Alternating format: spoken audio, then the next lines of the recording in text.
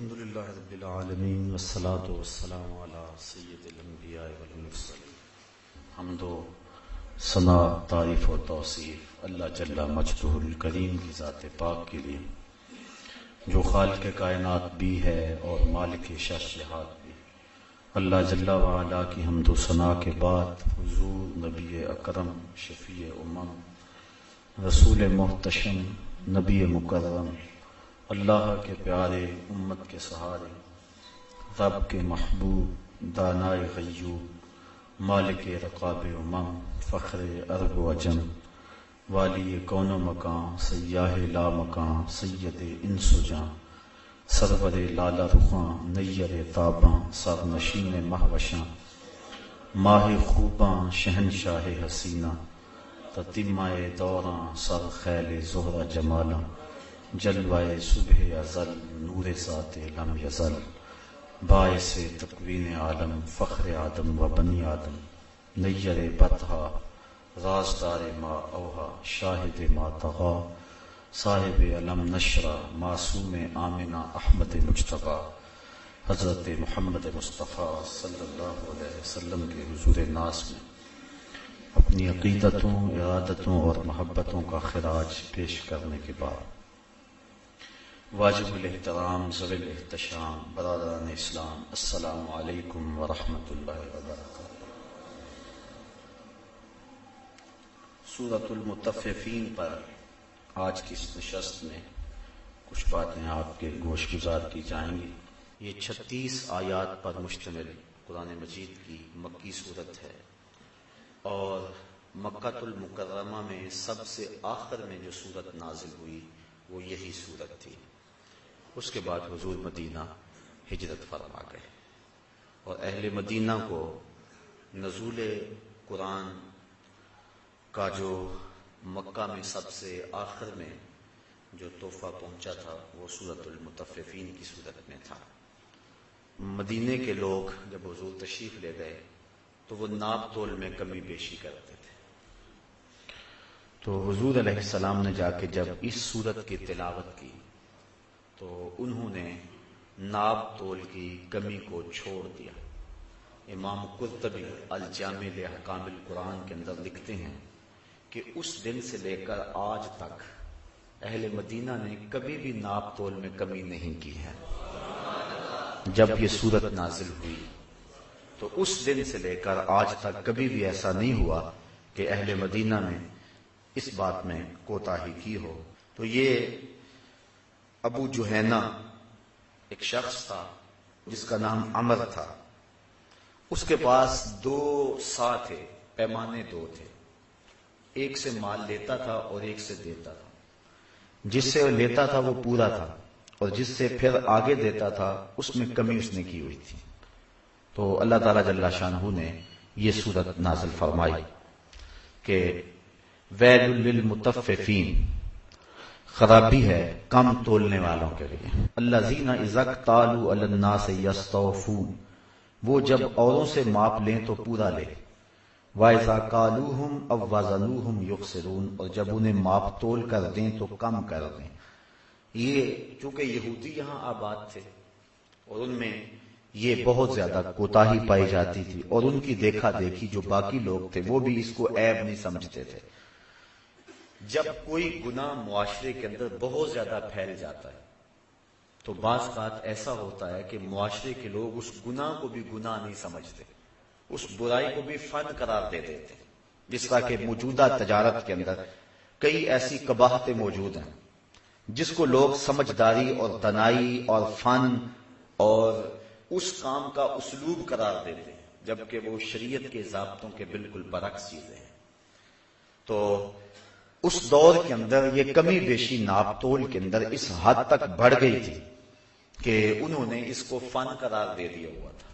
لیکن جب قرآن مجید کی یہ سورت نازل ہوئی تو اس وقت سے لے کر آج تک اہل مدینہ نے ناپ تول میں کمی بیشی نہیں کی.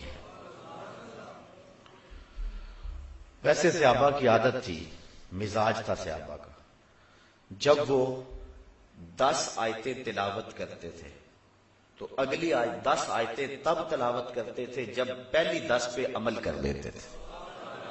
یہ ان کا مزاج تھا. اور مدینہ شریف میں جو جو قرآن اترتا گیا مزاج میں راسخ ہوتا گیا. امام سمہودی نے وفاء الوفا میں لکھا ہے، حضرت عائشہ صدیقہ رضی اللہ تعالی عنہا سے مروی روایت فرماتی ہیں کہ اللہ کے جتنے بھی شہر ہیں یہ تلواروں سے فتح ہوئے، لیکن مدینہ قرآن سے فتح ہوا تھا. تو ان کی یہ خصلت بد تھی کہ وہ ناپ تول میں کمی کرتے تھے. تو فرمایا ویل للمطففین، کم تولنے والوں کے لیے خرابی ہے. ویسے ویل جہنم کی ایک وادی بھی ہے، ان کو اس وادی کا کہا گیا کہ تمہارے لیے وہ وادی ہے جو ناپ تول میں کمی کرتے ہیں.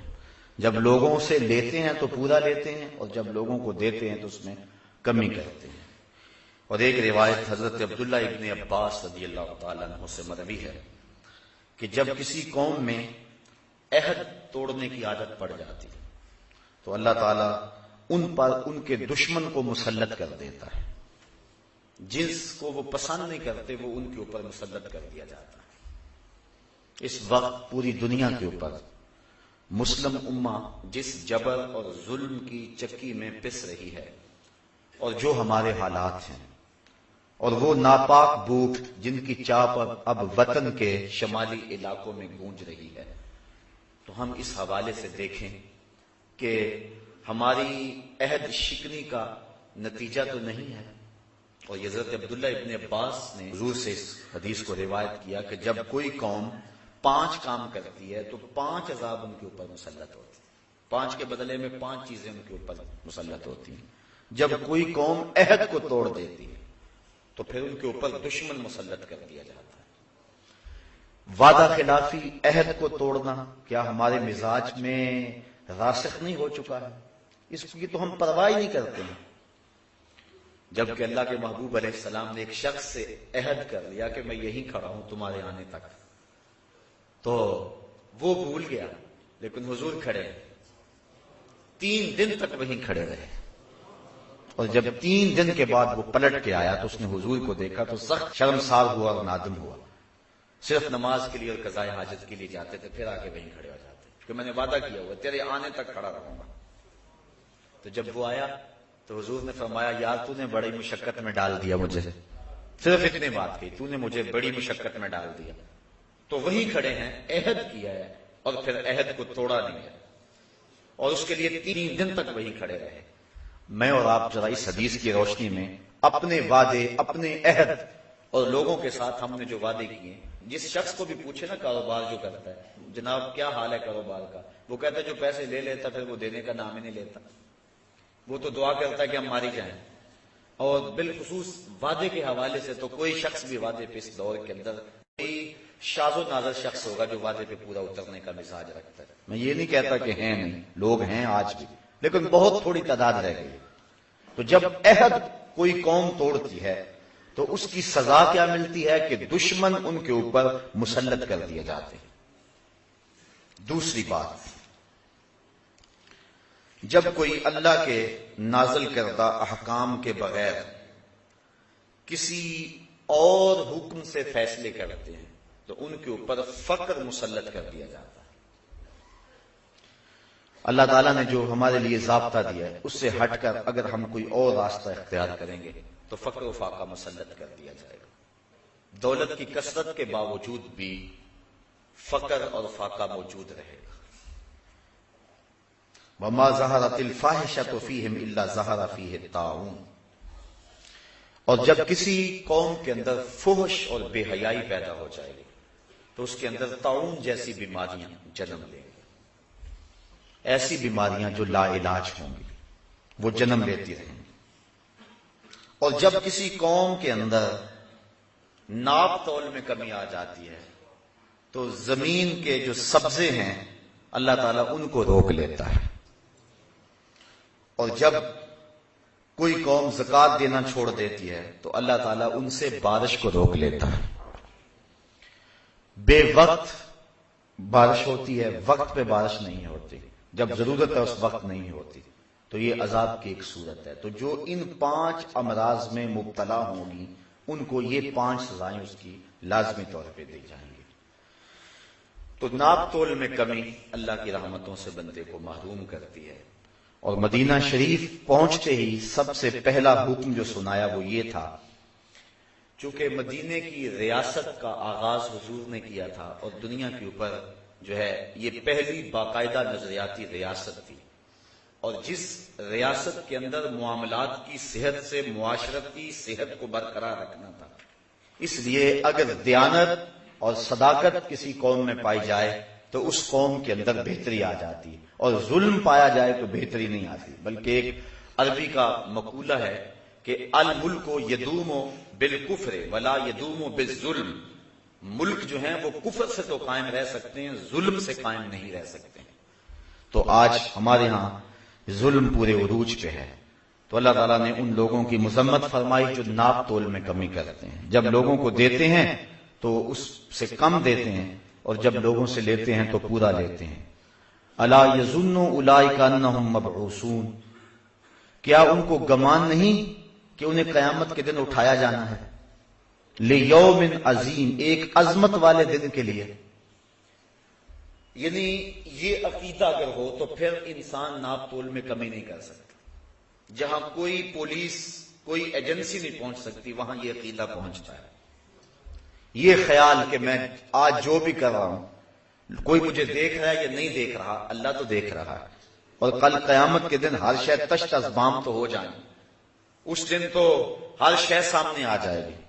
یوم تبل السرائر فما له من قوت ولا ناصر، سورہ طارق کے اندر فرمایا اس دن سارے راز کھول کے سامنے رکھ دیے جائیں گے، پھر کوئی مدد کرنے والا مدد نہیں کر سکے گا.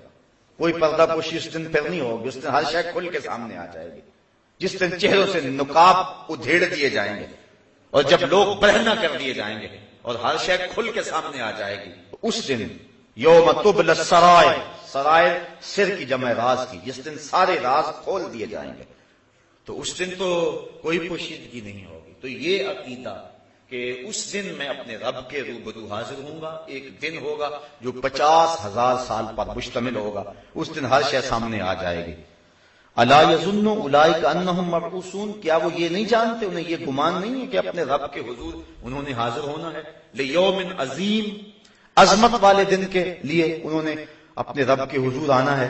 یوم یقوم الناس لرب العالمین، جس دن لوگ اپنے رب کے حضور حاضر ہوں گے، کھڑے ہوں گے. یوم، جس دن، یقوم الناس، لوگ کھڑے ہوں گے، لرب العالمین، اپنے تمام جہانوں کے رب کے حضور. کتنی دیر کھڑے رہیں گے؟ بعض نے کہا کہ 300 سال کھڑے ہوں گے. جب رب کا سامنا ہوگا 300 سال تک کھڑے رہیں گے. بعض نے کہا کہ 1000 سال تک اپنے رب کے سامنے کھڑے رہیں گے. حضرت سری سختی رضی اللہ تعالیٰ عنہ فرماتے ہیں میں تو اس بات سے ڈرتا ہوں کہ اپنے رب کا سامنا کیسے کروں گا، کیسے اپنے رب کا سامنا کروں گا. تو یہ دن ہوگا جس دن ہر شخص کو اپنے رب کے حضور کھڑا ہونا پڑے گا.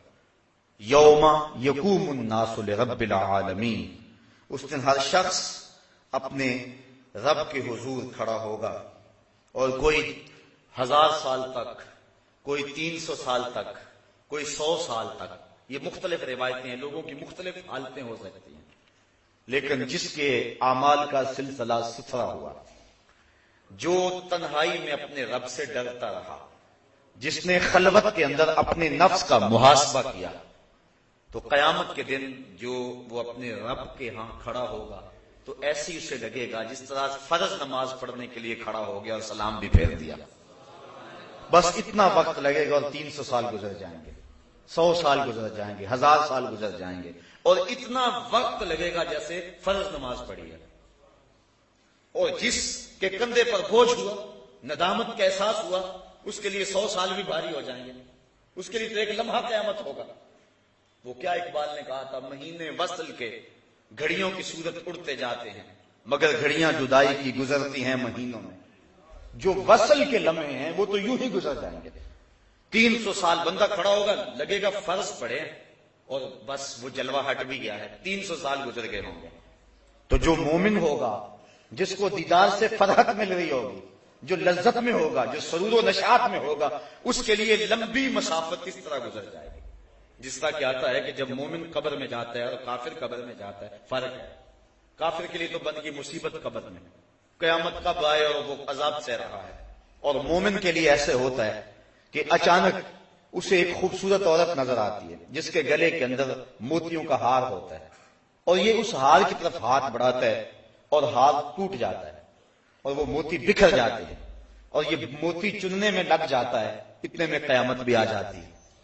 یعنی اس کی قبر کی ساری زندگی جو کہ صدیوں پر مشتمل ہے تھوڑے لمحوں میں یوں بیت جائے گی.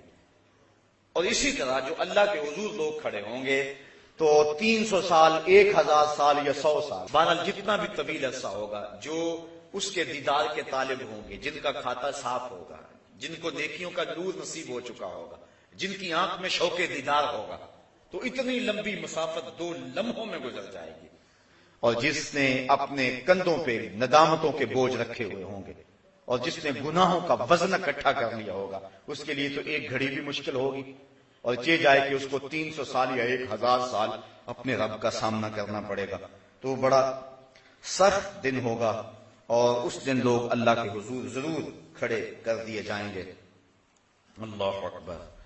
آگے فرمایا کلا ان کتاب الفجار لفی سجین، بے شک کافروں کا لکھا ہوا سجین میں رکھ دیا جائے گا. جو ہم کر رہے ہیں نیکیاں یا بدیاں وہ لکھی جا رہی ہیں. قیامت کے دن بندے کے نامہ اعمال اس کے ہاتھ میں دیے جائیں گے. جس کے اعمال اچھے ہو اس کے دائیں ہاتھ میں نامہ اعمال دیا جائے گا، جن کے اعمال بد ہوئے اس کے بائیں ہاتھ میں نامہ اعمال دیا جائے گا. اور جب انسان اپنا نامہ اعمال کھولے گا تو وہ کیا کہے گا؟ ما لہذا الکتاب لا یغادر صغیرۃ ولا کبیرۃ الا احصاها. ہائے اس کتاب کو کیا ہو گیا، اس نے چھوٹی بڑی کوئی بات نہ چھوڑی، سب کچھ لکھ دیا. یہ تو بات میں نے مزاح میں کہی تھی، یہ تو چلتے چلتے میری آنکھ ہی بھٹکی تھی. تو وہ کہے گا کہ اس نے سب کچھ لکھ دیا، اور ایک ایک چیز اس کتاب پہ لکھی ہوئی ہوگی. اور اس وقت بڑی سختی اور بڑی پریشانی لاحق ہوگی. تو جو برے لوگ ہوں گے، فاجر ہوں گے، فاسق ہوں گے، کلا ان کتاب الفجار لفی سجین، ان کی کتاب جو ہے وہ فجار کا جو لکھا ہوا ہے ان کے جو نامہ اعمال ہوں گے سجین میں رکھ دیے جائیں گے. اور یہ حضرت مجاہد سے روایت کرتے ہیں کہ یہ 7ویں زمین کے نیچے ایک چٹان ہے. اور ایک اور روایت جس کو حضرت کعب نے روایت کیا ہے وہ یہ ہے کہ یہ 7ویں زمین کے نیچے ایک کالے رنگ کی چٹان ہے جس کے اندر ان لوگوں کے اعمال نامے رکھے جائیں گے. اب محفوظ ہو رہے ہیں، جو بروں کے اعمال نامے وہ بھی محفوظ ہو رہے ہیں، جو اچھوں کے اعمال نامے ہیں وہ بھی محفوظ ہو رہے ہیں. بروں کے اعمال نامے، فجار کے اعمال نامے سجین میں رکھے جا رہے ہیں، اور وہ 7 زمینوں کے نیچے ایک سیاہ رنگ کا پتھر ہے، چٹان ہے، ایک وادی ہے ایک، اس میں رکھے جا رہے ہیں. وما ادراک ما سجین، اور فرمایا تم کیا جانو کہ وہ سجین کیا ہے؟ تمہیں نہیں پتا وہ سجین کیا ہے.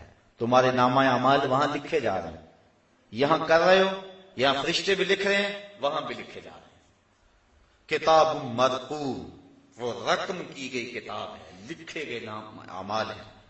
ویل یومئذ للمکذبین، خرابی ہے اس دن ان لوگوں کے لیے جو آخرت کے دن کو جٹلاتے ہیں، جو اس دن کی تکذیب کرتے ہیں. الذین یکذبون بیوم الدین، جو انصاف کے دن کو جٹلاتے ہیں. وہ کہتے ہیں یہ جہاں مٹھا اگلا کس نے مٹھا، کوئی کہتا ہے دیکھ لیں گے، کوئی کہتا ہے بابر بیش کوش کے عالم دوبارہ نیست، یہ دنیا ہی سب کچھ ہے، بس زندگی کے نفع اس دنیا سے ہی حاصل کر لو. اس کی ساری ترجیحات دنیا ہیں. ذرا میں اور آپ غور تو کریں، صبح سے لے کر شام تک اور شام سے لے کر صبح تک کس مقصد کے لیے زندگی گزار رہے ہیں؟ یہ کیا سب کچھ دنیا ہی ہے یا کوئی اور جہان بھی موجود ہے؟ اگر کوئی اور جہان بھی موجود ہے تو اس کے لیے ہم آگے کیا بھیج رہے ہیں، کیا کر رہے ہیں؟ ہم یہ نہیں کہتے کہ دنیا کے لیے کاروبار نہ کرو، کمائی نہ کرو، لیکن جہاں جتنا رہنا ہے وہاں اتنا ٹھکانہ بناؤ. 10 دن کے لیے سفر پہ جاتے ہو، بیرون ملک جاتے ہو، وطن میں کہیں چلے جاتے ہو، تو وہاں 10 دن رہنا ہو تو وہاں آپ کوئی کوٹھی تو نہیں خریدتے، وہاں تو ایک ہوٹل کا کمرہ کرائے پہ لیتے ہیں. میاں یہاں ایک کوٹھی خرید لو نا، کہتے نہیں بس میں نے 10 دن تو رہنا. تو جہاں 10 دن رہیں وہاں مکان کرائے پہ لیا جاتا ہے، اور جہاں 10 سال رہنا ہے، زیادہ رہنا ہے، وہاں چلو آپ ایک مکان بنا لیں. اور جہاں ہمیشہ ہی رہنا ہے زندگی کا خاتمہ ہی نہیں ہے، نقطہ انجام ہی نہیں ہے، زندگی ختم ہی نہیں ہونی ہے، تو کبھی سوچا اس کے لیے کیا بنایا؟ اس کے لیے یا ایھا الذین آمنوا اتقوا اللہ ولتنظر نفس ما قدمت لغد، اللہ فرماتا ہے ایمان والو اللہ سے ڈر جاؤ اور ہر جان یہ سوچے اس نے آنے والے کل کے لیے آگے کیا بھیجا۔ دنیا کا تو تمہیں پتا ہے، اتنی ہماری جائیداد ہے، اتنی پراپرٹی ہے، اتنی دولت ہمارے پاس بینکوں میں موجود ہے، اتنی ہماری مالیت کا مکان ہے، یہ کوٹھی اتنی مالیت کی ہے، زیورات ہمارے پاس جو ہے وہ اتنی مالیت کی، یہ تو سارا حساب ہے ہمیں، لیکن کبھی یہ بھی سوچا کہ آخرت میں کیا بھیج چکے ہیں؟ وَلْتَنْظُرْ نَفْسٌ مَا قَدَّمَتْ لِغَدٍ، ہر جان یہ دیکھے اس نے آنے والے کل کے لیے کیا بھیجا۔ یہ ساری زندگی کتنی ہے؟ 50 سال کی، 60 سال کی، 100 سال کی لگا لیں، لیکن حشر کا ایک دن 50,000 سال کا ہوگا۔ 50 سال کا نہیں، 100 سال کا بھی نہیں، 50,000 سال کا ایک دن ہوگا، پہلا دن، اور اس کے بعد پھر موت کو مینڈے کی شکل میں لا کے ذبح کر دیا جائے گا، موت کو بھی موت آ گئی۔ اب ایسی زندگی جو کبھی ختم نہیں ہوگی، اس زندگی کو برباد کر لیں اور اس زندگی کو سنوار لیں، اس سے بڑی نادانی اور کیا ہو سکتی ہے؟ کوشش تو ہو دونوں زندگیاں سنور جائیں، ربنا آتنا فی الدنیا حسنۃ وفی الآخرۃ حسنۃ، یہ بھی ٹھیک ہو جائے وہ بھی ٹھیک ہو جائے، لیکن اگر دونوں میں ایک کو ترجیح دینا پڑے تو اس ابدی اور سرمدی زندگی کو ترجیح دیں۔ تو کہا کہ اس دن کو جھٹلا دیا، ایک ہے زبان سے جھٹلانا، تکذیب کرنا، میں نہیں آخرت کو مانتا، اور ایک ہے اپنے عمل اور اپنے رویے سے آخرت کی تکذیب کرنا، اپنے انداز معاشرت سے آخرت کی تکذیب کرنا۔ میں اور آپ دیکھیں ہمارا جس طرح کا رویہ ہے زندگی گزارنے کا، کیا ہمارا عمل، ہمارا کردار، ہمارے شب و روز، ہماری زندگی کے لیل و نہار آخرت کی تکذیب نہیں کر رہے ہیں؟ جو کچھ ہے اس دنیا کے لیے یہ آخرت کے لیے ہم نے کیا آگے بھیجا، اور آخرت کے حوالے سے ہماری تگ و تاز کیا ہے، ہماری فکر کیا ہے، ہماری جد و جہد کیا ہے۔ پچھلے دن ایک فوتگی ہو گئی، تو قبر میں تدفین کر کے شام کا وقت تھا، جب واپس پلٹے تو میں اپنے گھر میں آ بیٹھ کر کے سوچنے لگا، اس شخص سے تعلق تھا، تو عشاء کی نماز کے بعد نیند نہیں آ رہی تھی، تو کافی دیر تک مغفرت کی دعا میں مشغول رہا۔ جب پچھلا پہر ہوا تو میرے دل میں ایک بات آئی، اور مجھے 2-3 دن تک اس بات نے تڑپائے رکھا۔ میں نے کہا بیٹے نے انٹرویو دینا ہونا تو اس کو انٹرویو پہ بھیج کے ماں باپ مصلے بھی بچھاتے ہیں اور ماں باپ دعائیں بھی کرواتے ہیں اور ہمیں بھی فون کرتے ہیں، لیکن اس کے ماں باپ نے مجھے فون نہیں کیا کہ بیٹا سخت انٹرویو اب اس سے لیا جائے گا تو جناب دعا کرنا۔ یعنی ہماری آخرت کے معاملے میں جو ترجیح ہے وہ نہیں رہی ہے۔ بیٹا یا بیٹی یا عزیز قبر میں اتر جائے تو اس کے بارے میں ہم وہ فکر مند نہیں ہوتے جو اس کے دنیا کے معاملات کے اندر ہماری فکر مندی ہوتی ہے۔ اور اس کو ذرا تھوڑے لمحوں میں تنہائی میں کبھی سوچنا کہ ایسا ہی نہیں ہے، تو ہمارا عمل، ہمارا رویہ اور ہماری زندگی جو ہے یہ آخرت کی تکذیب کر رہی ہے۔ تو اللہ تعالیٰ جل شانہ نے ارشاد فرمایا، وَيْلٌ يَوْمَئِذٍ لِّلْمُكَذِّبِينَ، خرابی ہے اس دن کو جھٹلانے والوں کے لیے، اس دن کی تکذیب کرنے والوں کے لیے۔ کوئی کہتا ہے یہ جہاں مٹھا گلا کس نے ڈٹھا، کوئی کہہ رہا جی دیکھ لیں گے آخرت آئے گی تو دیکھ لیں گے، اتنا آسان تو نہیں ہے۔ ایک شخص کہتا ہے جی جہنم میں گئے بھی تو ایک جھٹکا لگے گا، ایک بس غوطہ لگے گا اور آ جائیں گے۔ فما اصبرہم علی النار، لوگوں کا آگ پر کتنا حوصلہ ہے۔ حضور علیہ السلام تشریف فرما تھے کہ اچانک ایک دھماکے کی آواز آئی، فرمایا صحابہ جانتے ہو یہ آواز کیسی ہے؟ کہا اللہ و رسولہ عالم، اللہ اور اس کا رسول خوب جانتا ہے۔ فرمایا 70 سال قبل ایک پتھر جہنم میں پھینکا گیا تھا، اب یہ اس کے پیندے میں گرا ہے، یہ گرنے کی آواز ہے۔ تو 70 سال کی گہرائی ہے جہنم میں، اگر ایک ہوتا بھی لگا تو 140 سال تو لگ جائیں گے، تو کتنا حوصلہ ہے۔ فما اصبرہم علی النار، اللہ قرآن میں کہتا ہے لوگوں کا کتنا حوصلہ ہے آگ پر، کتنی دلیری اور کتنی ہمت ہے آگ پر۔ کوئی کچھ بول رہا ہے، کوئی کچھ بول رہا ہے۔ دنیا میں تو تھوڑی سی تکلیف آ جائے تو دن کو تارے نظر آ جائیں، اور دنیا کی تکلیفیں آخرت کی تکلیفوں کے مقابلے میں حیثیت ہی کیا رکھتی ہیں؟ تو ماں باپ کو جہاں اولاد کے اچھے مستقبل کی فکر ہوتی ہے، اس کا مستقبل ٹھیک ہو جائے، اور مستقبل سے مراد اس کی دنیا کی زندگی کے آخری ایام، کبھی اس کا مستقبل آخرت کا مستقبل بھی سوچنا چاہیے۔ بچہ اگر سکول میں نہ جائے تو ماں باپ کو پریشانی ہو جاتی ہے بڑی، اور تعویذ بھی کرواتے پھرتے ہیں، دعائیں بھی منگواتے پھرتے ہیں کہ یہ بچہ پڑھ نہیں رہا، دل نہیں لگا رہا، کتنے دن ہو گیا سکول نہیں جا رہا، ماں کا چین لٹ گیا، باپ کا چین لٹ گیا۔ اور مسجد میں اگر نماز پڑھنے نہ جائے تو کیا ماں باپ کو اتنی ہی پریشانی ہوتی ہے؟ اگر اتنی ہی پریشانی ہوتی ہے تو پھر مبارک ہو، ویسے ہونی زیادہ چاہیے، لیکن اگر نہیں ہوتی تو پھر سوچنا ہوگا ہم نے کس کو ترجیح دی۔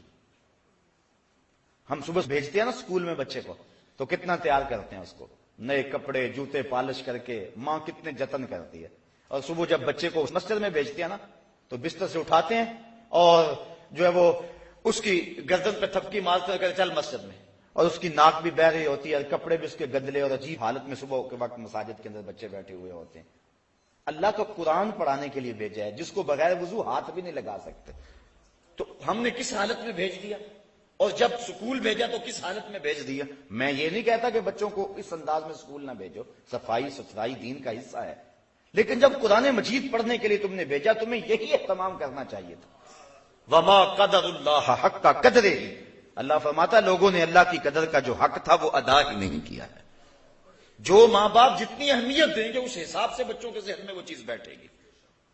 تو فرمایا وما ادراک ما سجین کتاب مرقوم ویل یومئذ للمکذبین الذین یکذبون بیوم الدین وما یکذب بہ الا کل معتد اثیم، اور آخرت کو وہی جٹلائے گا جو سرکش اور گناہگار ہوگا، جس کے سینے میں خوف خدا کی چنگاری موجود ہوگی، وہ آخرت کی قولاً عملاً کبھی بھی تکذیب نہیں کرے گا۔ اس کی زندگی کا سب سے اہم مسئلہ یہ ہوگا۔ بخاری شریف کتاب الایمان کی روایت ہے، ایک تابعی کہتے ہیں میں 30 صحابہ سے ملا ہوں اور میں نے 30 صحابہ میں ایک کو بھی نہیں دیکھا جو ایمان کے بارے میں فکر مند نہ ہو۔ 30 صحابہ میں ہر بندہ فکر مند تھا ہمارا خاتمہ ایمان پہ ہو جائے، ہمارا خاتمہ ایمان پہ ہو جائے۔ جب بھی بات ہوتی خاتمہ ایمان کی بات ہوتی۔ حضرت سعید بن المسیب 80 سال عمر ہے، زندگی و موت کی کشمکش ہے، لوگ حال پوچھنے آئے، کہا سعید بن المسیب کیا حال ہے؟ ہم سے اگر کوئی حال پوچھنا کیا حال ہے تو ہم یہی کہیں گے ٹھیک ہے، صحت ٹھیک ہے، کاروبار ٹھیک ہے، یہی حال ہمارا حال کا مفہوم ہی ہے۔ لیکن حضرت سعید بن المسیب سے پوچھا کیا حال ہے؟ کہا اللہ کا شکر ہے، شیطان جس روپ میں آئے میرا کچھ نہیں بگاڑ سکتا، لیکن اگر عورت کے روپ میں آئے تو میں کچھ کہہ نہیں سکتا۔ 80 سال کی عمر میں کہہ رہے ہیں، انہیں اس وقت بھی فکر لگی ہوئی ہے کہیں شیطان اس راستے نہ آ جائے، اور انہیں اپنے حال کی صحت جو ہے کہ میرا حال ٹھیک ہے، بیمار ہیں، پوچھنے والے کہتے ہیں کیا حال ہے؟ کہا اللہ کا شکر ہے کہ شیطان کا ہر راستہ میں نے روک دیا ہوا اللہ کی توفیق سے۔ حضرت سری سکتی کا جب بیٹا فوت ہو گیا، تدفین میں تجہیز و تکفین میں ایک نماز بھی فوت ہو گئی، اور لوگ آپ کو افسوس کرنے آ رہے تھے۔ آپ نے شام کے وقت اٹھتے ہوئے کہا کہ کتنا عجیب دور آ گیا، میرا بیٹا فوت ہوا، سارا شہر افسوس کے لیے آیا، اور میری نماز فوت ہوئی، کسی ایک نے بھی نہیں پوچھا۔ تو یہ فکر والی باتیں ہیں۔ تو کہا وما یکذب بہ الا کل معتد اثیم، اور اسے نہ جھٹلائے گا مگر ہر سرکش آدمی۔ اذا تتلی علیہ آیاتنا قال اساطیر الاولین، جب اس کے سامنے یہ آیتیں پڑھی جاتی ہیں وہ کہتا ہے یہ پچھلوں کی قصے کہانیاں ہیں۔ قرآن بھی اس کے من میں جو ہے وہ زیر و بم پیدا نہیں کرتا، قرآن کی آیتیں بھی اس کے اندر روشنی پیدا نہیں کرتی، وہ اتنا اس کا دل جو ہے وہ سیاہ ہو گیا ہے۔ اور یہ کیوں کہتا ہے کہ یہ پچھلوں کی کہانی ہے؟ یہ قولن کہے یا عملن کہے؟ کلا بل ران علی قلوبہم ما کانوا یکسبون، کلا بل کوئی نہیں بلکہ رانا علی قلوبہم اس کے دل پر زنگ چڑھا دیا گیا ہے، زنگ چڑھ گیا ہے، ما کانوا یکسبون، اللہ تعالیٰ نے زنگ نہیں چڑھایا، اس کی کرتوتوں کی وجہ سے زنگ چڑھ گیا، دنیا میں انہماک کی وجہ سے زنگ چڑھ گیا، گناہوں کی کثرت کی وجہ سے زنگ چڑھ گیا۔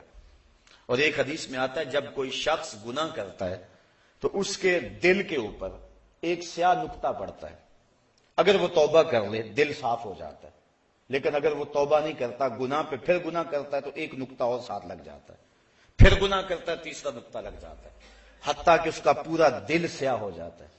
اور جب پورا دل سیاہ ہو جائے تو پھر کوئی نیا گناہ کا نقطہ لگنے سے اسے محسوس ہی نہیں ہوتا. چٹا لباس ہو، ایک بھی کالا داغ لگ جائے تو پریشانی ہوتی ہے، اور جب سارا لباس ہی داغ داغ ہو جائے تو پھر کوئی نیا داغ اس کو محسوس ہی نہیں ہوگا.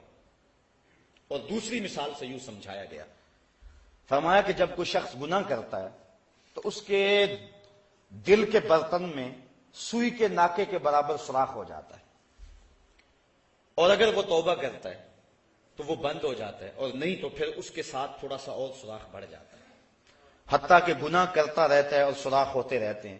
پھر اس کے دل کی مثال غربال کی طرح ہو جاتی ہے. غربال کہتے ہیں چھاننی کو، جس کے پورے پیندے کے اندر سوراخ ہوتے ہیں.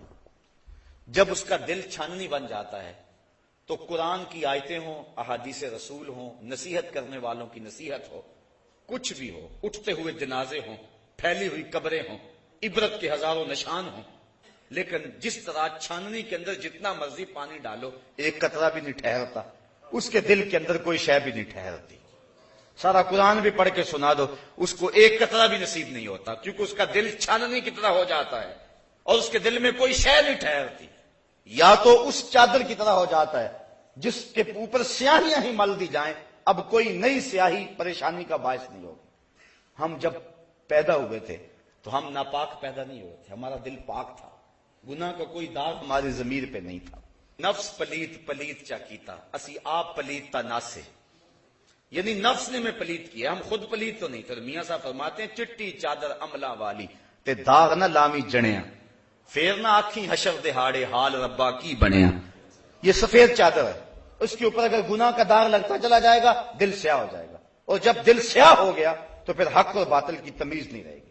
امام غزالی نے احیاء کے اندر ایک روایت نقل کی ہے کہ جب کوئی شخص گناہ کرتا ہے اور وہ مومن ہے تو اس کی کیفیت ایسے ہوتی ہے جس طرح پہاڑ کے نیچے آ گیا، ابھی گر نہ جائے اور یہ کچلا نہ جائے، اور جلدی جلدی وہ توبہ کرتا ہے، بے چین ہو جاتا ہے، مضطرب ہو جاتا ہے. گناہ کر گیا، نماز چھٹ گئی، گناہ ہو گیا، کسی کا دل دکھا بیٹھا، اذیت دے بیٹھا، کسی کو کوئی ملاوٹ حرام کی کر بیٹھا، کوئی مسئلہ بن گیا، بس اس کا دل بے چین ہے، بے تاب ہے. یہ مومن کی شان ہے. اور منافق کی یہ کیفیت ہے جب گناہ کرتا ہے تو سمجھتا ہے کہ بدن کے اوپر مکھی بیٹھی تھی اور میں نے اس کو اڑا دیا. اب میں اور آپ ذرا دیکھیں کہ ہماری کیفیت کیا ہے. گناہ کرنے کے بعد اگر ایسا ہے کہ ہم محسوس کرتے ہیں کہ احد پہاڑ کے نیچے آ گئے تو پھر تو مبارک ہو، اور اگر گناہ کرنے کے بعد بھی احساس گناہ نہیں ہوتا تو پھر مجھے اور آپ کو فکر کرنی چاہیے. فرمایا کلا بل رانا علی قلوبہم، بلکہ ان کے دلوں پر زنگ چڑھا دیا گیا، ما کانوا یکسبون، ان کی کرتوتوں کی وجہ سے، ان کے برے اعمال کی وجہ سے ان کے دلوں کے اوپر زنگ چڑھا دیا. اب اس زنگ کی وجہ سے انہیں حق اور باطل کی کوئی تمیز نہ رہی. آگے فرمایا کلا انہم عن ربہم یومئذ لمحجوبون. ایک تو یہ کہ ان کے دل پہ زنگ چڑھ گیا، دوسرا کل قیامت کے دن جب رب کے جلووں کی فراوانی ہوگی یہ لوگ اپنے رب کا دیدار نہیں پا سکیں گے. اللہ اکبر. کلا ہاں انہم عن ربہم، بے شک یہ اپنے رب سے، یومئذ اس دن، لمحجوبون پردے میں ہوں گے، انہیں دیدار الہی نصیب نہیں ہوگا، ان کو اس کے جلوے نہیں ملیں گے. اور جس کو رب کا جلوہ اس دن بھی نہ ملا. ویسے تو اللہ نے قرآن میں فرمایا من کان فی ہذہ اعمی فہو فی الآخرۃ اعمی، جو اس دنیا میں اندھا رہا کل قیامت کے دن بھی اندھا ہی اٹھایا جائے گا. اس سے ان آنکھوں کی بے نوری مراد نہیں ہے، دل کی بے نوری مراد ہے. دل بینا بھی کر طلب خدا سے، کہ آنکھ کا نور دل کا نور نہیں ہے. اگر آج روشنی نہ ملی، آج مقصد زندگی حاصل نہ ہوا، جس چیز کے لیے اور جس مقصد کے لیے دنیا پہ آئے تھے وہ آج حاصل نہ ہوا تو کل بھی آنکھوں میں بے نوری ہوگی، کل بھی دل اندھا ہوگا. جو آج اس کا دیدار نہ پا سکا کل بھی نہ پا سکے گا. تو اس دن وہ اپنے رب سے پردے میں ہوں گے، حجاب میں ہوں گے. لمحجوبون، انہیں اپنے رب کا دیدار نصیب نہیں ہوگا. اللہ اکبر. محجوبون کا ترجمہ امام قرطبی کرتے ہیں ان کرامتہ و رحمتہ ممنوعون.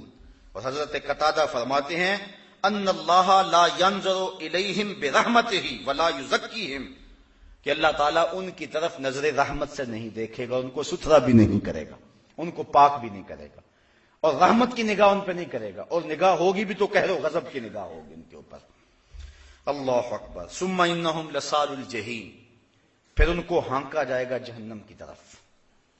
ویسے جہنم کو حشر کے میدان کے اندر زنجیریں ڈال کر 70,000 فرشتے لے کر کے آئیں گے، اور جہنم کا چنگھاڑنا وہ اتنا سخت ہوگا کہ سینوں کے اندر دل دہلیں گے، اور پھر جہنم ایک لمبی سی گردن نکالے گی، اس کو ایک گردن دی جائے گی، اور ایسے لوگوں کو وہ اپنی گردن میں لپیٹ کر اپنے اندر کھینچ لے گی۔ ایک تو طریقہ یہ ہوگا جہنم میں جانے کا، اور دوسرا طریقہ ان کو پیشانی کے بالوں سے اور پاؤں سے پکڑا جائے گا، جس طرح سورہ یاسین کے اندر بیان فرمایا گیا، تو پکڑ کے ان کو گھسیٹ کر کے جہنم میں لے جایا جائے گا انتہائی ذلت کے ساتھ۔ وہ چیختے چنگارتے رہیں گے لیکن ان کی کوئی فریاد نہیں سنی جائے گی۔ ثم انہم لصال الجحیم، یہ کن کی بات ہو رہی ہے؟ جو آخرت کے دن کو جھٹلاتے ہیں، قرآن کی آیتیں ان پہ اثر نہیں کرتی، اس کو پچھلوں کی قصہ کہانی سمجھتے ہیں، ان کے دل پہ زنگ چڑھ چکا ہے۔ سارا قرآن بھی پڑھ کے سنا دو، من میں اجالے نہیں ہوتے، چھلنی کی طرح ان کے اندر ایک بھی قطرہ نصیحت کا نہیں ٹھہرتا۔ اللہ اکبر۔ ثم یقال ھذا الذی کنتم بہ تکذبون، پھر جہنم میں پھینک کر ان کو کہا جائے گا ھذا الذی، یہ ہے وہ، کنتم بہ تکذبون، جس کی تم تکذیب کرتے تھے، جس سے تم ڈرتے نہیں تھے، جس کی تمہیں پرواہ نہیں تھی، جس کے بارے میں تمہارا خیال تھا یہ کہیں وہم اور گمان نہ ہو، یہ واعظین کی کہانیاں نہ ہو، بس ڈراوا اور دھمکاوا نہ ہو، جس کو تم یہ کہتے تھے کوئی بات نہیں ہے، کہا جائے گا ثم یقال، پھر کہا جائے گا ھذا الذی کنتم بہ تکذبون، یہ ہے وہ جس کی تم تکذیب کرتے تھے۔ کلا ان کتاب الابرار لفی علیین، اور فرمایا سن لو بے شک جو نیکوکار ہیں ان کا جو لکھا ہوا ہے وہ علیین میں ہوگا۔ اب علیین کیا ہے؟ آگے فرمایا وما ادراک ما علیون، علیون کیا ہے؟ تم کیا جانو علیین کیا ہے؟ کتاب مرقوم، وہ ایک ایسی کتاب ہے جس کے اوپر مہر لگی ہوئی ہے، تمہارا نام اعمال جو مہر زدہ ہے۔ یشہدہ المقربون، وہ ایسی جگہ پہ ہوگا، عرش کی دائیں سمت یہ مقام ہے علیین، جہاں نیکوں کے اعمال نامے رکھے گئے ہیں۔ اور یشہدہ المقربون، مقرب فرشتے ان جگہوں کی زیارت کرنے آتے ہیں، روزانہ فرشتے جاتے ہیں جو علیین کی زیارت کرتے ہیں کہ یہ وہ جگہ ہے جہاں نیک لوگوں کے اعمال نامے رکھے گئے ہیں۔ ان الابرار لفی نعیم، بے شک جو نیکوکار ہیں وہ نعمتوں میں ہوں گے، چین کی زندگی میں ہوں گے۔ دنیا پر تو دکھ دیکھ لیا، اذیتیں بھی سہ لی، تکلیفیں بھی سہ لی، سحری وقت اٹھے، سارا دن روزے سے رہے، نظر پہ پہرا بٹھایا، خیالوں کو آوارہ نہیں ہونے دیا، سوچوں کو بے لگام نہیں ہونے دیا، اپنے رزق کے اندر حرام کا ایک لقمہ بھی شامل نہیں ہونے دیا، زمانے کی دوڑ سے پیچھے رہ گئے، لوگ انہیں دقیانوس بھی کہتے رہے، کوئی انہیں مسیطڑ کہہ کے تانا بھی دیتا رہا، لیکن دنیا پر انہوں نے اپنی حفاظت کی۔ ان الابرار لفی نعیم، یہ نیکوکار چین کی زندگی میں ہوں گے۔ علی الارائک ینظرون، تختوں پر بیٹھے ہوئے ہیں، تختوں پر بیٹھے ہوں گے، ینظرون، اور دیکھتے ہوں گے۔ کیا دیکھیں گے؟ اس پر مفسرین کی مختلف آراء ہیں۔ بعض کہتے ہیں کہ جہنم کے اندر جو ان کے دشمن جل رہے ہوں گے ان کو دیکھیں گے، جو ان کو دنیا پہ تانے دیتے ہوں گے ان کو دیکھیں گے، اور ایک قول یہ ہے علی الارائک ینظرون، وہ وہاں تختوں پہ بیٹھ کے اپنے رب کا نظارہ کریں گے اور جنت کی نعمتوں کو دیکھیں گے۔ تعرف فی وجوہہم نضرۃ النعیم، اور اے مخاطب تو ان کے چہروں سے ہی ان کے اندر کی تازگی کو جان لے گا، ان کے اندر کتنی خوشی ہے، ان کا دل کتنا اچھل رہا ہے، ان کے من میں کتنی خوشیوں کا احساس ہے۔ تعرف، تو پہچان لے گا، فی وجوہہم، ان کے چہروں سے، کیا؟ نضرۃ النعیم، نعمت کی جو تازگی ہے، ان کے اندر کو جو رب نے مالا مال کیا ہے، ان کے سینے میں جو اجالے کیے ہیں، اور رب کے دیدار کے بعد ان کے چہرے پہ جو تازگی آئی ہے، وہ تجھے پہچاننے میں دیر نہیں لگے گی۔ جب تو دیکھے گا تو پہچان لے گا کہ ان چہروں نے تو رب کو دیکھا ہوا ہے۔ تعرف فی وجوہہم نضرۃ النعیم، ایک تو یہ ان کو نعمت دی جائے گی۔ دوسری نعمت یسقون من رحیق مختوم، انہیں نتھری ہوئی شراب پلائی جائے گی جس کے اوپر مہر لگی ہوئی ہوئے گی۔ یسقون، یسقون پلائی جائے گی، من رحیق ایسی کہ جس میں ملاوٹ نہیں ہوگی. وہ اور ہیں جو پانی ملا کے پیتے ہیں، یہاں تو قلم لگی ہے بوتل ہلا کے پیتے ہیں. بالکل خالص شراب، شراب طہور. جس نے دنیا کی شراب سے منہ موڑا حقیقی نشہ اسے نصیب ہوگا. اللہ اکبر. یسقون من رحیق، ایک تو وہ نتھری ہوئی ہوگی، خالص ہوگی، ملاوٹ نہیں ہوگی. مختوم، دوسرا اس کے اوپر مہر بھی لگی ہوئی ہوگی. مہر لگنے کا مطلب کیا ہوتا ہے کہ اس کے اندر کی شے باہر نہیں آئی اور باہر کی شے اندر نہیں گئی، یعنی بالکل خالص. ختامہ مسک، اور اس کی مہر کس چیز کی ہوگی؟ کستوری کی ہوگی. ختامہ مسک، اس کی جو مہر پر لگی ہوئی ہوگی وہ کستوری کی لگی ہوئی ہوگی. بعض نے اس سے مراد ختامہ سے مہر نہیں لیا، وہ کہتے ہیں ختام سے مراد آخری گھونٹ ہے. جو اس شراب کا آخری گھونٹ ہوگا وہ کستوری کا ہوگا، جس سے منہ میں خوشبو پھیل جائے گی. اللہ اکبر. وفی ذالک فلیتنافس المتنافسون، اور جو رغبت کرنے والے لوگ ہیں ان کو چاہیے کہ ایسی شراب کی طرف رغبت کریں. یہ ہے وہ پینے والی چیز، اور ملے گی کیسے؟ اللہ اکبر. کبھی ہورے پہ لائیں گی، کبھی غلمان دیں گے، کبھی اس چشمے پہ جا کے خود پیئیں گے، اور ایک وقت ایسا بھی آئے گا. اللہ اکبر. وَسَقَاهُمْ رَبُّهُمْ شَرَابًا طَهُورًا، ان کا رب انہیں اپنے دستے کرم سے پلائے گا. پھر دنیا کی ساری تھکن اتر جائے گی. جس کو وہ خود اپنے دستے کرم سے پلائے گا، اس کا دستے قدرت جو ہے وہ اس بندے کی ناز برداری کرے گا. وَسَقَاهُمْ رَبُّهُمْ شَرَابًا طَهُورًا. تو کہا فَلْيَتَنَافَسِ الْمُتَنَافِسُونَ، پھر وہ تو پینی چاہیے نا جس کو یار خود اپنے ہاتھوں سے پلائے. شراب مصفا چو روئے نگار، شراب مصفا چو لالے نگار، بدے ساکیا جام آتش لباس، کہ مستی کنند اہل دل التماس. وہ تو شراب پینے کو پھر جی چاہے گا جس کو خود وہ دستے کرم سے پلائے گا. وَمِزَاجُهُ مِن تسنیم، اور اس کے اندر تسنیم بھی ملا ہوا ہوگا. ایک اور شراب کا تذکرہ کیا گیا. وَمِزَاجُهُ، اور اس کے اندر آمیزش ہوگی، امتزاج ہوگا، من تسنیم، تسنیم کا. اور تسنیم کیا ہے؟ ایک سپیشل چشمہ ہے جو جنت میں خاص لوگوں کو اس چشمے تک جانے دیا جائے گا. تو اس کے اندر ملونی ہوگی اس تسنیم کی. عَيْنًا يَشْرَبُ بِهَا الْمُقَرَّبُونَ، وہ تسنیم کیا ہے آگے بیان کر دیا. عَيْنًا چشمہ ہے، یشرب پیئیں گے بہا جس چشمے سے المقربون جو بارگاہ رب کے مقرب ہوں گے، یہ چشمہ صرف انہی کو نصیب ہوگا. ان الذین اجرموا کانوا من الذین آمنوا یضحکون، اور وہ لوگ جنہوں نے جرم کیے، مجرم تھے، کانوا من الذین آمنوا یضحکون، وہ اہل ایمان سے ہنستے تھے. اس سے مراد ابو جہل، اس سے مراد ابو لہب، اس سے مراد امام قرطبی لکھتے ہیں ولید بن مغیرہ، اور اس قبیل کے جو کافر تھے جو صحابہ کو دیکھتے، حضرت بلال حبشی کو، حضرت جو ہے وہ عمار ابن یاسر کو، اس قبیل کے جب صحابہ کو دیکھتے تو یہ ہنستے اور آوازیں کستے اور اپنی آنکھوں سے اشارے کرتے اور کہتے یہ دیکھو اسلام کے ماننے والے ہیں. اللہ تعالیٰ ارشاد فرماتا ہے ان الذین اجرموا، جنہوں نے جرم کیے، کانوا من الذین آمنوا یضحکون، وہ اہل ایمان پہ ہنستے تھے. وَإِذَا مَرُّوا بِهِمْ يَتَغَامَزُونَ، اور جب ان کے قریب سے گزرتے تو وہ آنکھوں سے اشارے کرتے، انہیں دیکھو ذرا، انہیں دیکھو.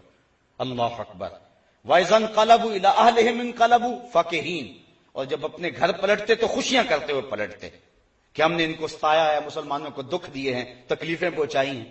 امیہ بن خلف نے کیا کچھ نہیں کیا تھا، تپتے ہوئے کوئلوں پہ حضرت بلال حبشی کو لٹایا، کبھی گلے میں رسی ڈال کر اوباشوں کے ہاتھوں میں دے دیا، اسے گھسیٹو مکے کے بازاروں میں، کبھی نوکیلے پتھروں پر آپ کو رکھا اور اوپر سے آپ کو کھینچا، کبھی کچھ کیا. لیکن بلال بھی مسکرا کے کہتے تھے تو ترش روح ہو کے گالی ہزار دے، یہ وہ نشہ ہی نہیں جسے ترشی اتار دے، تو جو کرنا ہے کر. کسی نے کہا بلال تجھے سنگریزوں پہ کھینچ رہے ہیں اور پتھروں پہ تجھے لٹا رہے ہیں اور ریت پہ تجھے گھسیٹ رہے ہیں، کوئلوں پہ تجھے ڈال رہے ہیں، اور تم عجیب آدمی ہو، آگے سے مسکراتے ہو. تو حضرت بلال کہنے لگے کوئی کچا برتن بھی خریدے نا تو اس کو خوب ٹھونک بجا کے دیکھتا ہے کہ یہ کہیں خراب تو نہیں ہے، میرا رب مجھ کو خرید رہا ہے، مجھے دیکھ رہا ہے، کہیں یہ خراب تو نہیں ہے. اور بدنامی سے بڑھتا ہے محبت کا غم. کیا کیا دکھ نہ دیے، کیا کیا اذیتوں سے نہیں یہ لوگ گزرے. اللہ اکبر. ایسا بھی ہوا کہ ایک کی دونوں ٹانگوں کو اونٹوں کی پچھلی ٹانگوں سے باندھ دیا گیا. دونوں ٹانگیں مخالف سمت اونٹ کھڑے ہیں اور ٹانگوں کو باندھ دیا گیا اور اونٹوں کو پھر دوڑنے کے لیے کہا گیا. جب اونٹوں کو ماری نا چابک اور یہ جسم لگا چرنے اور سرخ سرخ قطرے گرنے لگے. اب ظاہر ہر ایک کا خیال تھا کب چیخیں گے اور ہم ہنسیں گے، لیکن کیا ہوا، جس شخص کا بدن چل رہا تھا اور سرخ سرخ قطرے گر رہے تھے اس نے کہا فزتو برب الکعبہ، فزتو برب الکعبہ، فزتو برب الکعبہ. کعبے کے رب کی قسم میں تو زندگی کی بازی جیت گیا ہوں. جانا تو تھا اس دنیا سے، یہ کیا حسن ہوا، کیا خوبی ہوئی کہ یار کے نام پہ جا رہے. اللہ اکبر. عمار ابن یاسر کو آگ میں رکھ دیا گیا اور کافروں نے کہا کہ کوئی آرزو. اللہ اکبر. تو حضرت عمار ابن یاسر کہنے لگے کاش اس لمحے حضور کی زیارت نصیب ہو جائے. بندہ مٹ نہ جائے آقا پہ تو وہ بندہ کیا ہے، بے خبر ہو جو غلاموں سے وہ آقا کیا. دور طیبہ سے جب بھی میں تڑپا کبھی ان کو حالات کی سب خبر ہو گئے. حضرت عمار ابن یاسر کی آنکھوں میں آنسو آ گئے، ابھی حضور نہیں پہنچے اور ان کو پکڑ کے آگ میں ڈال دیا گیا. کافر سمجھے ڈر گیا. تپتے ہوئے کوئلوں پہ آگ میں جانا اتنا آسان کام تو نہیں ہے. آدمی کہہ تو لیتا ہے لیکن جب عملاً اس مرحلے پہ پہنچتا ہے پھر پتا چلتا ہے کتنا مشکل کام ہے. جب حضرت عمار ابن یاسر کو آگ میں ڈالا گیا آنکھوں میں آنسو آ گئے. کافر سمجھے ڈر گیا ہے. کہا منحرف ہوتا ہے تجھے چھوڑ دیں. کہا تم کچھ اور سمجھے ہو، میں کسی اور کے لیے رو رہا ہوں. پھنسی جو دام میں بلبل تو لگی یوں کہنے، پھنسی جو دام میں بلبل تو لگی یوں کہنے، کرے گا قتل گر کیا ہے تو نے اسیر مجھے. کباب شمع کے شعلہ پہ کیجئے اے سیاد کہ شکل گل نظر آئے دم اخیر مجھے. تھوڑا سا مشکل نہ ہو جائے. بلبل کو پکڑ لیا تھا نا شکاری نے، تو بلبل نے کہا کہ تو مجھے چھوڑے گا تو نہیں، نہ میں تجھے کہتی ہوں مجھے چھوڑ دے، تو میرا کباب تو تیار کرے گا، لیکن میری ایک آرزو ہے، جب میرا کباب تیار کرے مجھے کچی آگ پہ نہیں بھوننا، مجھے جلتے ہوئے شعلے پر میرا کباب تیار کرنا ہے. کیوں؟ اس لیے کہ میں بلبل ہوں اور بلبل کی زندگی کا محبوب ترین چیز پھول ہے اور پھول تو اب ہے نہیں، تو جب جلتا ہوا شعلہ سامنے آتا ہے تو لگتا پھول ہی ہے. تو مجھے جب روح نکل رہی ہو تو دم آخر رخ یار تو سامنے ہو. پھنسی جو دام میں بلبل تو لگی یوں کہنے، کرے گا قتل گر کیا ہے تو نے اسیر مجھے. کباب شمع کے شعلہ پہ کیجئے اے سیاد کہ شکل گل نظر آئے دم اخیر مجھے. کہا میں اس آگ سے تو نہیں رو رہا، میں تو تڑپ رہا ہوں شکل گل نظر آئے دم اخیر مجھے. بس یہ تڑپ تھی کہ حضور تشریف لے آئے اور کافروں نے پکڑ کے حضرت عمار ابن یاسر کو اتنی دیر میں پھر آگ میں رکھ دیا. تو حضور آگے بڑھے اور حضرت عمار ابن یاسر کے سر پہ ہاتھ رکھ دیا اور فرمایا یا نارو کونی بردم و سلامن علی عمار ابن یاسر کما کنت علی ابراہیم. اے آگ جس طرح ابراہیم پہ ٹھنڈی ہوئی تھی آج میرے عمار پہ بھی ٹھنڈی ہو جا. اور حضور نے فرمایا صبرن آل یاسر موعدکم الجنہ، آل یاسر صبر کرو، اللہ نے تم سے جنت کا وعدہ کیا ہوا. تو یہ تھوڑے دکھ تو نہیں سہے تھے، تھوڑی تکلیفیں تو نہیں سہی تھی. تانے دیتے، ان کے اوپر تھوک جاتے اور ان کو برا بھلا کہتے، بلکہ حضور کو کہتے ان لوگوں کو اٹھاؤ اپنے پاس سے پھر ہم تمہاری بات سنیں گے. تو یہ اہل ایمان پر ہنستے تھے. ان الذین اجرموا کانوا من الذین آمنوا یضحکون، ان پر ہنستے تھے. واذا مروا بہم یتغامزون، اور جب ان کے قریب سے گزرتے تو آپس میں آنکھوں سے اشارے کرتے تھے. واذا انقلبوا الی اہلہم انقلبوا فکہین، اور جب اپنے گھروں کو پلٹتے تو خوشیاں مناتے کہ ہم نے ستایا ہے، آج بلال کو دکھ دیے ہیں.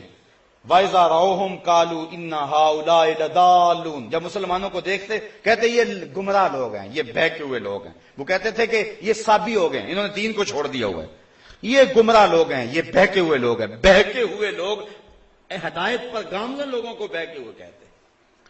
وَمَا أُرْسِلُوا عَلَيْهِمْ حَافِظُونَ، حالانکہ ہم نے ان کو ان پر نگہبان بنا کر تو نہیں بھیجا تھا. فَالْيَوْمَ الَّذِينَ آمَنُوا مِنَ الْكُفَّارِ يَضْحَكُونَ، آج یہ ایمان والے ان کو دیکھ کے ہنس رہے. کل وہ ہنستے تھے آج یہ ہنسیں گے. عَلَى الْأَرَائِكِ يَنظُرُونَ، تختوں پر بیٹھ کر دیکھتے ہیں.